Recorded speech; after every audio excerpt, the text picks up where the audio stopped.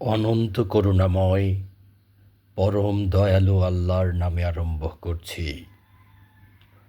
মহিমান্বিত তিনি, যিনি সার্বভৌম ক্ষমতার অধিকারী, তিনি সর্ববিষয়ে সর্বশক্তিমান, যিনি মৃত্যু ও জীবন তোমাদের পরীক্ষা করার জন্য সৃষ্টি করেছেন।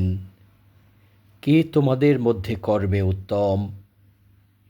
তিনি পরাক্রমশালী, ক্ষমাশীল, যিনি স্তরে স্তরে বিন্যস্ত সপ্তাকাশ সৃষ্টি করেছেন। দয়াময় আল্লাহর সৃষ্টিতে তুমি কোনো খুঁত দেখতে পাবে না। আবার তাকিয়ে দেখো কোনো ত্রুটি দেখতে পাও কি না। অতঃপর তুমি বারবার তাকাও, তোমার দৃষ্টি ব্যর্থ এবং ক্লান্ত হয়ে ফিরে আসবে।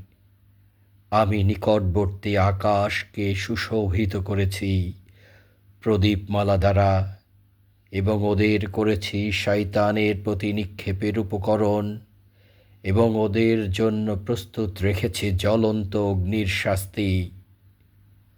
যারা তাদের প্রতিপালককে অস্বীকার করে তাদের জন্য রয়েছে জাহান্নামের শাস্তি। তা কত মন্দ প্রত্যাবর্তনের স্থল! যখন ওরা নিক্ষিপ্ত হবে, ওরা লেলিহান জাহান্নাম হতে উদ্ভূত একটি বিকট শব্দ শুনবে। রোষে জাহান্নাম যেন ফেটে পড়বে। যখনই ওতে কোনো দলকে নিক্ষেপ করা হবে, জাহান্নামের রক্ষীরা ওদের জিজ্ঞাসা করবে, তোমাদের নিকট কি কোনো সতর্ককারী আসেনি? ওরা বলবে, অবশ্যই আমাদের নিকট সতর্ককারী এসেছিল। আমরা ওদের মিথ্যাবাদী গণ্য করেছিলাম এবং বলেছিলাম, আল্লাহ কিছুই অবতীর্ণ করেনি। তোমরা তো মহাবিভ্রান্তিতে রয়েছ।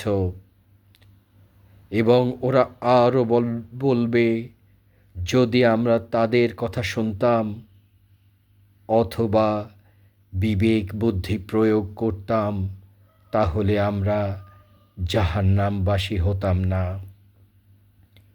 ওরা ওদের অপরাধ স্বীকার করবে। অভিশাপ জাহান্নামীদের জন্য, যারা দৃষ্টি অগোচর তাদের প্রতিপালককে ভয় করে। তাদের জন্য রয়েছে ক্ষমা ও মহাপুরস্কার। তোমরা গোপনেই কথা বলো অথবা প্রকাশ্যে বলো, তিনি তো অন্তর্যামী, যিনি সৃষ্টি করেছেন। তিনি কি জানেন না? তিনি সূক্ষ্মদর্শী, সম্যক অবগত।